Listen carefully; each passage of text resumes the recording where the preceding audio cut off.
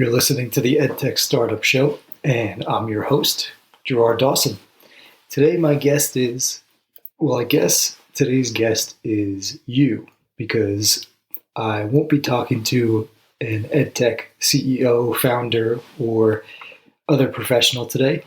Instead, I'm going to tell you a quick story, share a lesson that I recently learned, and give you a little bit of a personal update that maybe you'll find interesting, maybe you'll take something away from, and if not, it's going to be a short episode anyway, so you can get on to your Thanksgiving celebrations following local safety regulations, of course, after listening to this. So as the title of the episode reveals, I recently resigned. I quit my teaching job. And this is, for me, after 10 years of being in the classroom. In September of 2010, I first went to Sayreville High School in New Jersey to do my student teaching. Over the next 10 years, I taught at a few different schools in New Jersey. And last month, I resigned, and I'll now be writing and doing marketing for education companies as my full-time gig. So some listeners might have come to the show from already being connected with me, but I know there are others who were just interested in the world of EdTech. So for you, here's a little more context on that. This was not really an I quit quick choice for me. It's really a move I've been working on for at least 5 years. And it didn't come from having negative thoughts or feelings about the teaching profession either. I have loved my time teaching, and I'm also just eternally grateful for all the students and the colleagues I've had the chance to meet and to work with along the way. But at the same time, if you're involved in EdTech, you know that this is a unique year, and 2020 has opened up new opportunities for me that I really just couldn't ignore, especially considering that I knew I had the goal of eventually moving from working in the classroom to working either for myself or with an education technology company that I really believed in. But of course, I couldn't just make the leap without having made a transition too.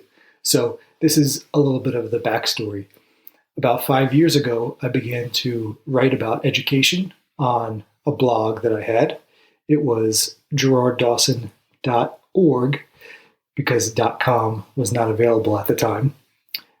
As a side note, that's a quick lesson that .org domains no longer have any weight because I was just able to buy .org without any verification that I was an organization or a nonprofit or anything.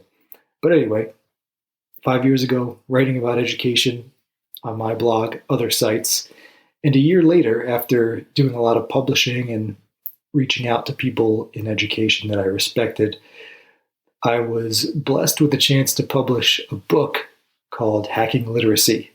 And that was with what was at the time a new education publisher called Times 10 Publications.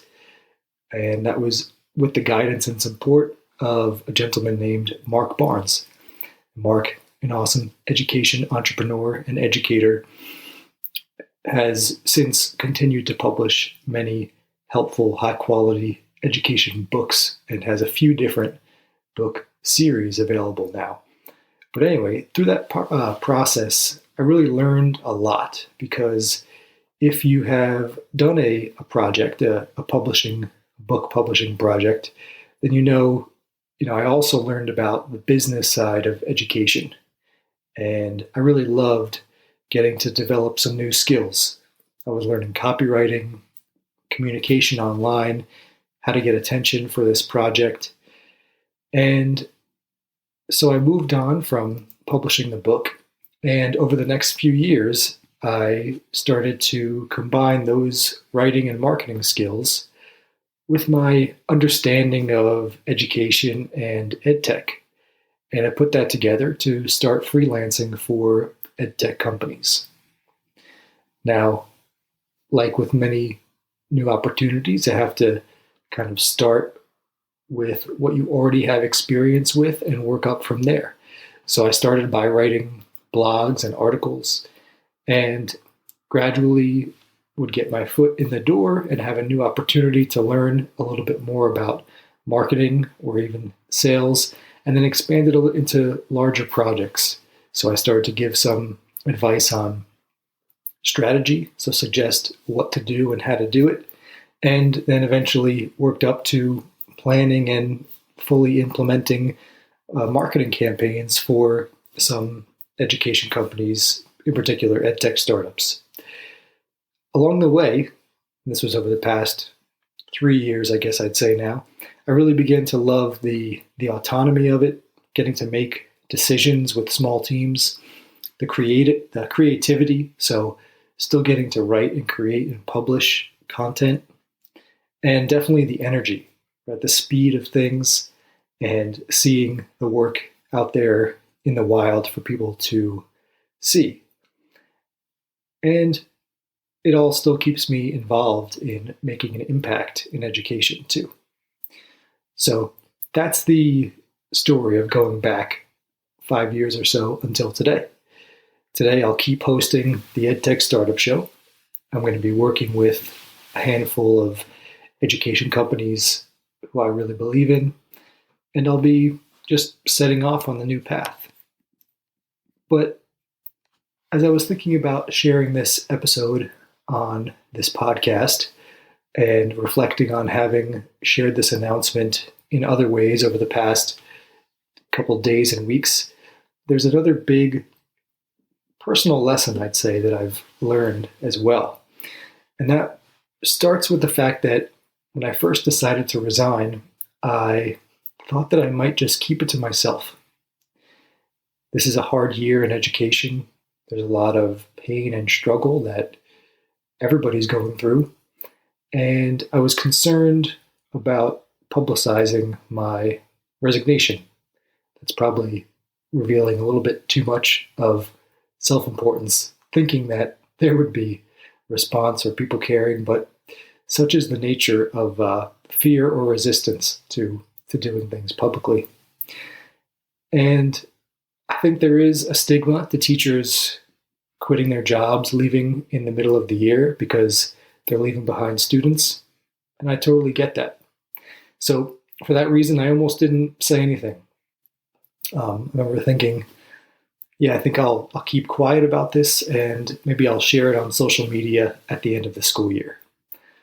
But I also thought about, the people whose work I respect and follow, and noticed how they are open to sharing their personal updates and even their personal struggles, and that I would be more likely to regret not sharing this than I would sharing it, even if there was some negative reaction. And so the next part was really cool and really affirming in my decision. So I decided to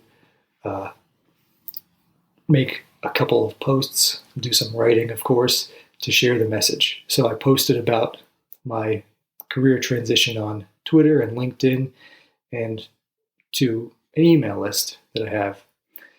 And the results were that across all those channels, about 10,000 people have now seen my posts about this new path, just from seeing the metrics, right? Of maybe it's just as simple as somebody swiping by it, but it's cool to see that so many people have seen the message. And from that, I got many new people inquired with me about wanting to talk about potentially working together. Got some invitations to do either an interview or some online appearances. And some people even immediately said, here, I want you to do this project with me. And what was even more impactful than those sort of business results was that I got many, many, many kind notes from people saying congratulations or they were inspired or would love to do something similar to me. And that was really more of a positive response than I ever could have imagined.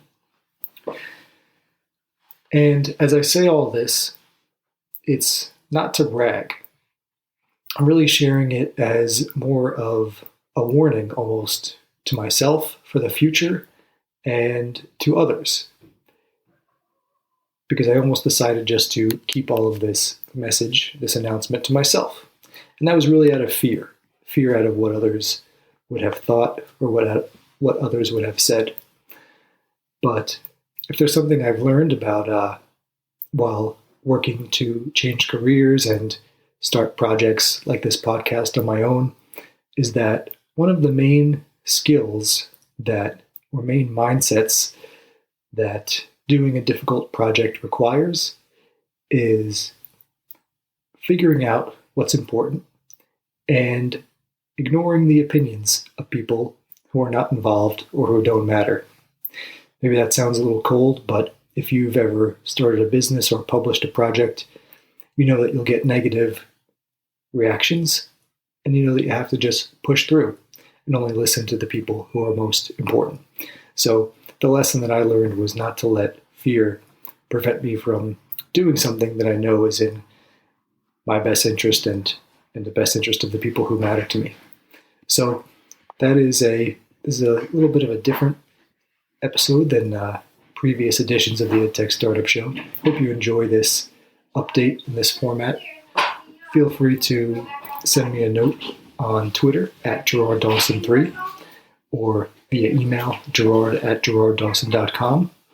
And since I'm publishing this on Tuesday, November 24th, 2020, I wish you a happy Thanksgiving to you and your family. And until next time, you're listening to the EdTech Startup Show, and I'm your host, Gerard Dawson.